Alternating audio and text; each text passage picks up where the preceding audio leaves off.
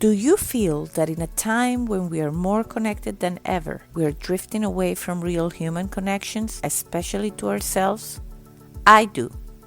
Hi, I'm Leticia Latino, and I want to invite you to join me and my very inspiring guests in exploring ways to reconnect to your essence, to your definite purpose, to what makes you tick.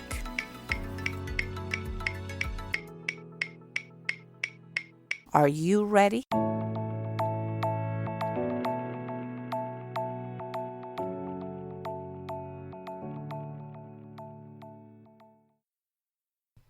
Hello, everybody. I hope you've missed me.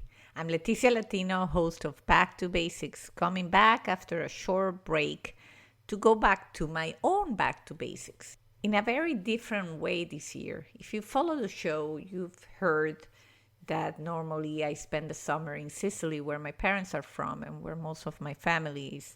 And that's my Back to Basics place. I've spoken about it in other solo episodes. And so you can imagine that under this new normal, as I decided to call this episode, I've been grounded. So we couldn't go, we couldn't travel, I couldn't spend the summer there. I've been so lucky and so blessed, I think, in my entire life, almost 47 years coming up. I've only missed being there in Sicily for the summer 3 times in my entire life. So to me, this is a big deal because to me, that trip also means recharging, resetting, connecting with my loved ones, with the family that I only get to see once a year, at least my uncles and cousins and aunts, etc., my good friends there. So, my whole point with this is that I know that it's most of us that feel disappointed, feel down, feel that life, it's nothing like it used to be. And when all this started, although we probably could suspect this wasn't going to be something that was going to go on fast or was going to go away fast, rather, I don't think we imagined that by now, at least we have been, my family and I have been for 6 months pretty much on lockdown. We've taken very, very little risks. So we feel safer here. We feel that there's no need to go out there and put other people and yourself in harm's way. So we've been pretty diligent about self-distancing. But as I was telling Don, my husband, it's not the same that, staying home for 2 months and finding different things to do and just anything that it's new, it seems a little bit exciting, even if it means lockdown. Now, after 6 months, it almost like hits you. It's a new reality. It's almost like we've been on home arrest, if you think about it.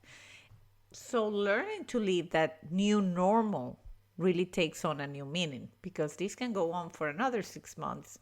And by the time we get out, also, it's not going to be going out really how we used to. No masks, hugging our friends. No, it's going to be a very different thing. And it's already starting to be that way because a lot of people are already going out. Some schools have gone back. In my case, my kids' school, it's all online for the time being. And so it's been challenging. So there's a couple of things I wanted to say. I started just sharing my thoughts right away because I missed you guys. It's been a few weeks since we released an episode.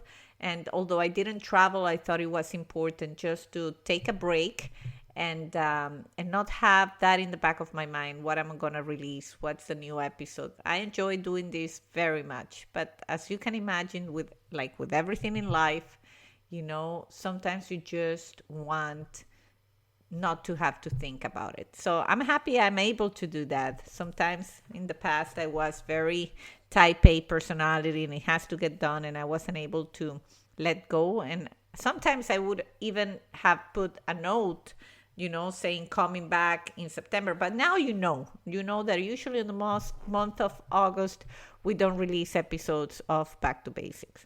I'm excited about the new season though. I've already taped a few of the interviews. I have incredible guests coming up.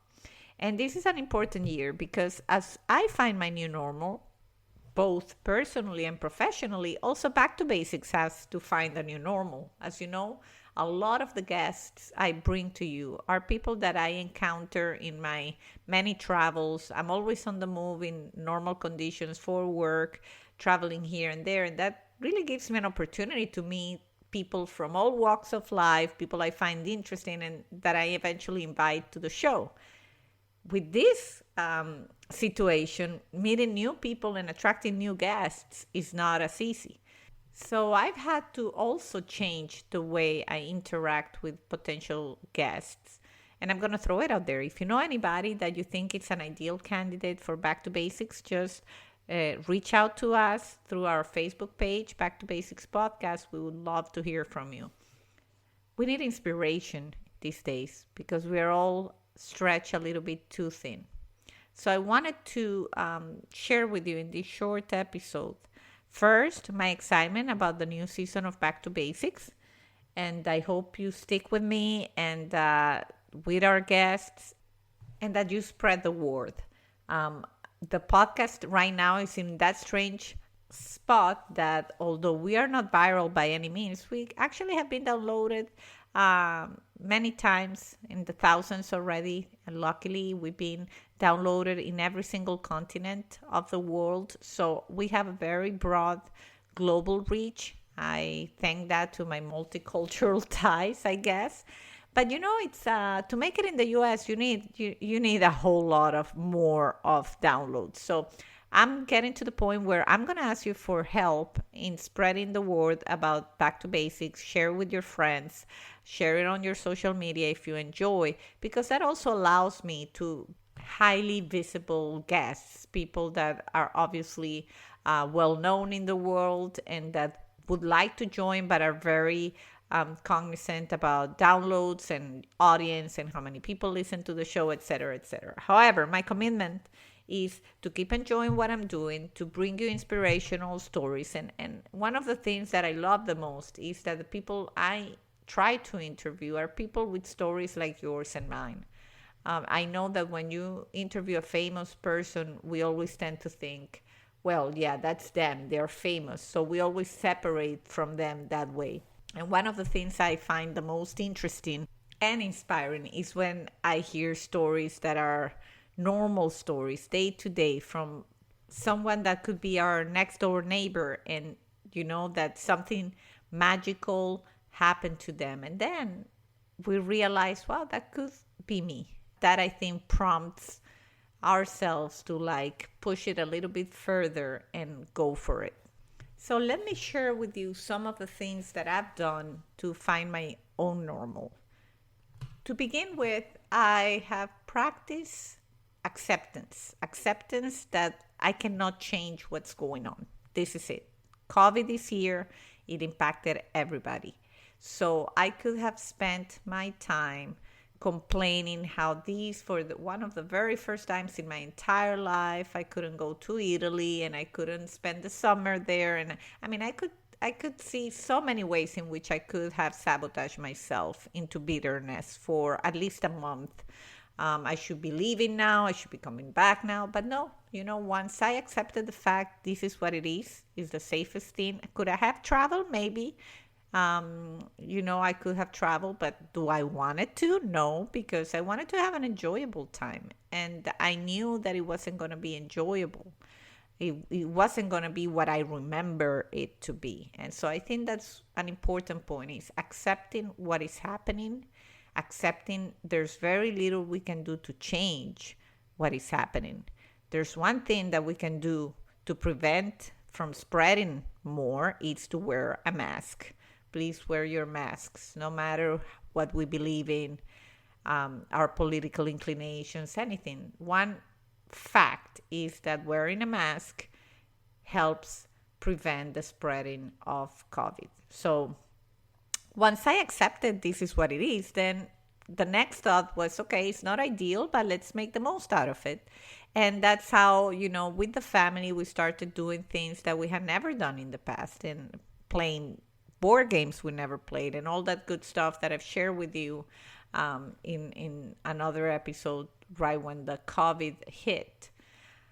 Second thing, is understanding that I need to pivot or change the way I'm doing things, especially for work. I'm someone that's very used, as I mentioned earlier, to be on the road. I'm a good networker. I trust in human connection to make things happen. So, with that said, we know we are not moving. And that sense of I'm not getting enough done or I'm not moving forward as much as I'd like, that sense is important to be mindful of, to understand it and the feeling of it, and saying, yes, you feel helplessness, you feel you're not doing much, but in all reality, the fact that you are acknowledging it then helps you to find ways to get whatever it is that you want to get done. And so I adopted different ways of networking. For instance, I'm way more active on social media. I was active before, and those that know me know this, but I've just engaged with social media in a different way, in really trying to go deeper, reading people's comments and understanding how can I engage with those comments or with the people that write them in order to advance my purpose or my goal, being professional or personal.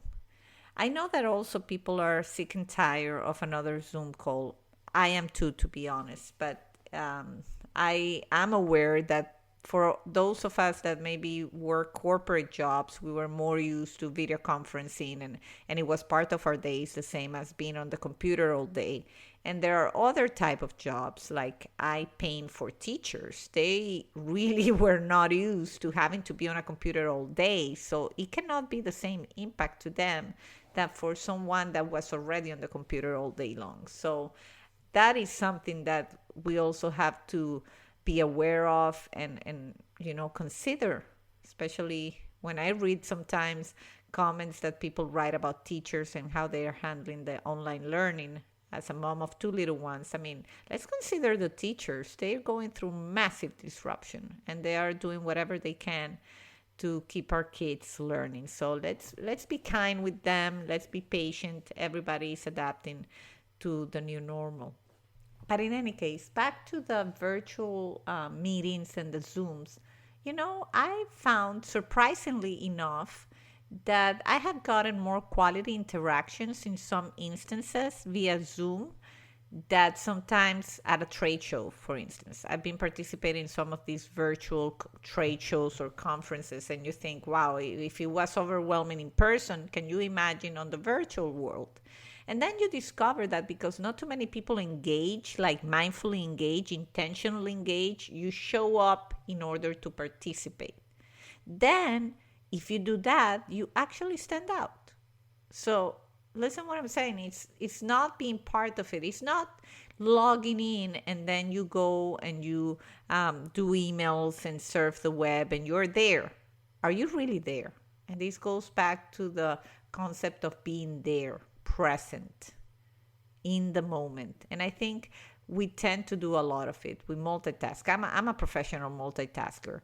And so, but through mindfulness practice, which is something I embrace and I share with you in my last solo episode, but I said it again, I embrace mindfulness practice during COVID.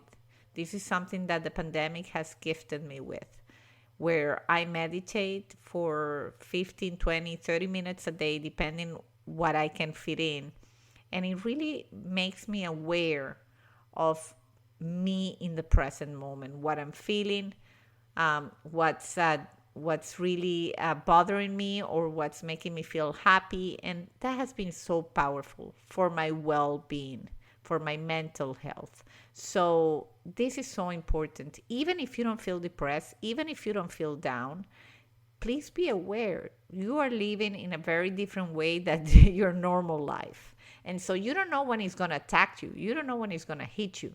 And to be prepared for that and to be ready, you need to give yourself the resources necessary to fight it when it does show up. So I want to stop a moment and ask you, what are your resources to keep grounded, to keep a positive mindset during this new normal time?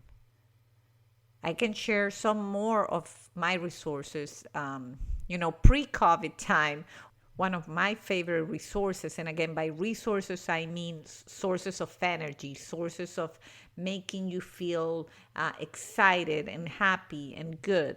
Um, some of my resources pre-COVID have always been getting together with my girlfriends, having that moment to vent about our lives or to be blessed about our lives over a martini. That usually, by the time I came back, I was a better person because I just had my me time with my girlfriends. Well, guess what? Obviously, I cannot have that during this time. It's been 6 months since I done that with my girlfriend. So I had to find a different way of resourcing and connecting with myself that will give me something else. And so that's how I started bike riding very early in the morning. It's the only way I can get it done before the kids are up for school. And so I go before the sun rises and I go for a 5-6 mile ride. And, like days like today when the sunrise was so beautiful, you could see the moon on one side and the sunrise on the other. And I was tired. I go to bed late and, I procrastinate a little bit when I have to get out of bed. But, that feeling, not only seeing the sunrise, which is something that a lot of people can relate to, powerful, really powerful. But also when I get back home and it's very early, it's still 7:15 in the morning, and I feel, wow, I already did a bike ride. I saw the sunrise and I listened to one of my favorite podcasts, usually something inspirational, something that massages my soul, and all that at the same time. It's such a efficient way in my view, because I'm always looking for efficiencies and I feel good. By the time I shower and I wake up the kids, I get them on the online learning, I sit on my computer to work around 8:30. I feel on the top of the world.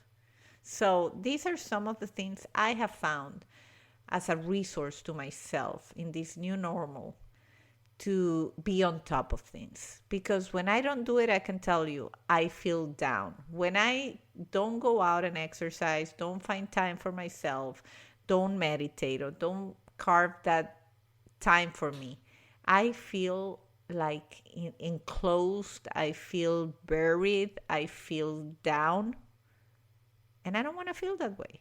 So I'm putting this out there because I'm sure some people can relate to me, in the sense of, if you're feeling that way on the downside, just identify. It might be gardening, it might be jumping in the pool, it might be something, but you have to work hard in identifying what gives you that energy. What's your resource? How you're nurturing your heart and your soul to get us through it. Then reaching out. I cannot go and have the martini with my girlfriends, but I can call them on the phone. I don't know if this is happening to you, but I think we are so tired of connections that we are stopping the calling each other. I feel that because maybe we don't drive to work and we don't commute, and now we are always home, we have people around. At least in my case, I have my kids, my husband around me all the time. I don't call my friends as much, and I miss that. So I made my purpose yesterday. I called one of my good friends, and you know what she said is, she thanked me. She said she needed to have a good chat with a friend. So we both acknowledged the fact that even if we need it, we are not doing it. We are following into this almost autopilot mode that the self-distancing and the isolation have created, and are not taking action. I think we all agree that the world is not going to go back to what it used to be. I think most people that I speak with, coincide in that realization. Things are going to be different. So going back to the realization that we cannot control that fact, the only other thing we can do is to make the most out of it. Another thing that has helped me greatly, and this I have Seth Godin to thank for, which is finding my tribe. This is something I heard first from him, of the importance to find your tribe in the world, people that are on similar journey than you are, and how key that is to achieving your goals and realizing your mission and your purpose. And so it's interesting how being a person of many friends, I'm very lucky, very blessed, and I love each one of you that's out there listening to me. But everybody is on a different journey. We're all living different things. We're all paying attention to different things. And that doesn't mean that's good or bad. It's just that if you find the ones that are on a similar journey than you are right now, then it's very empowering. And so I have a friend, one of my favorite and best childhood friends. I'm going to give her a shout out. Hola, Lemita, ¿cómo estás? And she's from Venezuela, and she moved to the States a few years back. And I admire for what she has achieved together with her husband, Jose, coming to a strange country, foreign country without knowing the language, and raising two young daughters in a very different culture and society.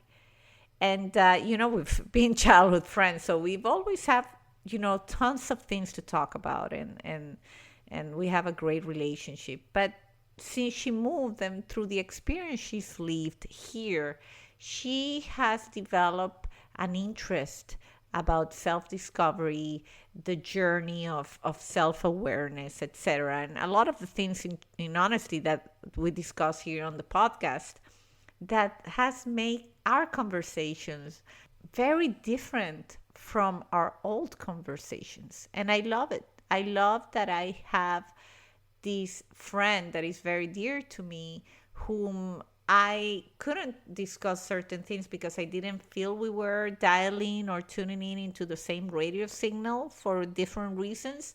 And now we're listening to the same song. And it's so exciting. And that's going to happen, then maybe we get out of sync again, and then you sync up with other friends. But the important thing and the point I want to make is that you have to look for them. You have to find your tribe for this particular moment in your life.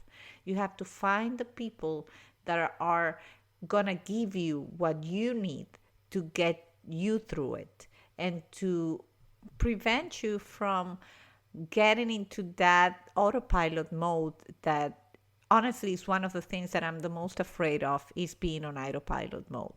So finding my tribe has been so important and so crucial, and I think it's something that we should all strive to do. And hopefully this podcast helps you a little bit doing that when you listen to us and to me and to the guests, you feel connected and you feel that you can reach that source within you that tells you what is that you need to be doing right now to make you go to the next level. Don't stop evolving.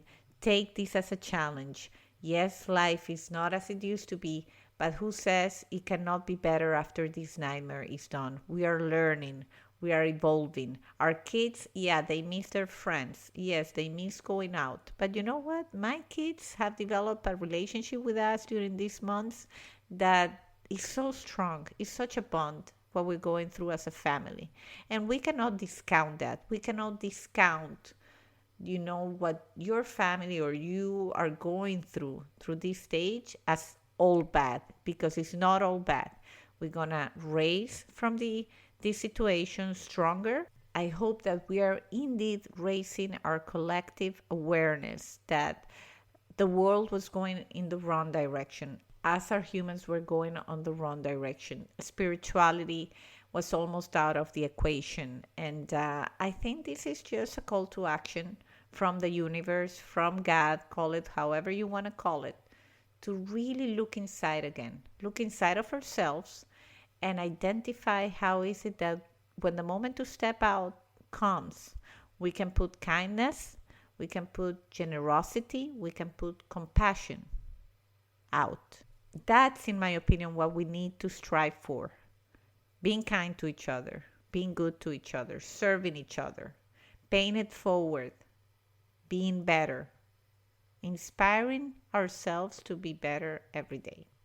And so with that said, I want to officially restart a new season of Back to Basics. I am excited of going on another journey with you during this new season. I'm going to try to bring a diverse and exciting set of guests, people from all walks of life that can truly inspire you to believe that the impossible is indeed possible. All you have to do is try. All you have to do is to commit to it. To bring people that maybe from nothing, from an idea, from a desire, from a passion, created the life they want to live. Because we can all create the life we want to live. So thank you again. We are headed towards our 100th episode in this stretch. We're heading towards our second year on the air. So I'm very excited. But also very grateful to have you in my life, to have you being part of the Back to Basics audience. Let's embrace the new normal. Let's embrace new way of doing things. Let nothing stop you. This is all for now. I hope you enjoyed some of my thoughts about what I'm myself going through, and I'll see you next Thursday in a new episode of Back to Basics. Bye-bye.